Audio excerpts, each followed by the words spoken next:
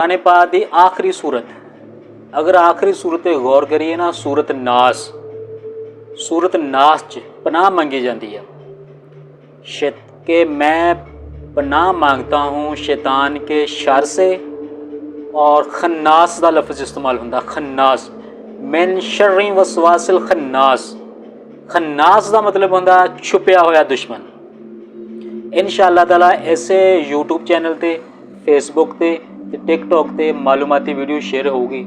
Subscribe करना, follow करना ते लाइक ज़रूर करना। खन्नास का मतलब होता छुपया होया दुश्मन। सूरत अल्लाह पाक ये जिहड़ा छुपया होया दुश्मन है, छुपया होया दुश्मन कौन आ?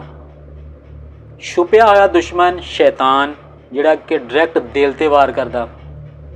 इस तरह जिन्नात, हासदीन, हसद करने वाले, मुनाफिकीन जिहड़े कि बुग़्ज़ रखते आ। शैतान ऐसा दोस्त जिहड़ा कि तुहाडे नाल बज़ाहर तुहाडे नाल आ, कि ज़ाहिर करदा कि असीं बड़े दोस्त हां जी तुहाडे, लेकिन वो तुहाडे दिल ते वार करदा, चुगली करदा। चुगली करके पूरा घर बर्बाद कर दिंदा, चुगली करके तुहाडा रिश्ता बर्बाद कर दिंदा, चुगली करके तुहाडा कारोबार तबाह कर दिंदा। शैतान दे शर तो महफूज रखे। इस सूरत दे विच अल्लाह पाक तो पनाह मंगी जाती है।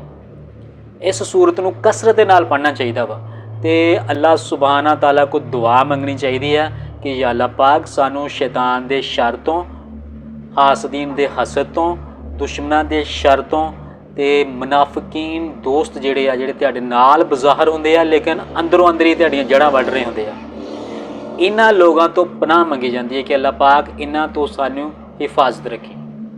तो सूरत है ही है ना, वो तो दिल ते वार करदा तुहाडे डायरैक्ट, तुहानू मुतकब्बर बना दिंदा। अगर तुसीं अच्छी पोस्ट ते आ, अगर तुहाडी अल्लाह पाक ने रोज़ी लाई हुई है, अगर अल्लाह पाक ने तुहानू इज्जत दित्ती है, तुहाडे दिल च वसवसा पाउंदा, तुहानू मैं च पा दिंदा कि मैं ही मैं वां। तो जो मैं आ जाती है फिर दुनिया भी खत्म ते आखरत भी खत्म हो जाती है। ये जिहड़ा छुपया होया दुश्मन है ना, खन्नास, ये तो पनाह मंगनी चाहिए है। वैसे तो आम दुश्मन तो पता लग जाता कि फलाना साडा दुश्मन है, फलाना साडा दोस्त आ, लेकिन अल्लाह पाक सानू खन्नास जैसे दुश्मन तो महफूज करे, तो अल्लाह पाक दी पनाह दे विच रखे, तो अल्लाह पाक साडे हाल ते करम फरमाए। अगर तुसीं यूट्यूब तो वीडियो देख रहे हैं तो सबसक्राइब कर लियो, अगर फेसबुक तो देख रहे हैं तो फॉलो का बटन होना, फ्रेंड लिस्ट, फ्रेंड रिक्वेस्ट नहीं भेजनी, फॉलो कर लेना। बहुत शुक्रिया।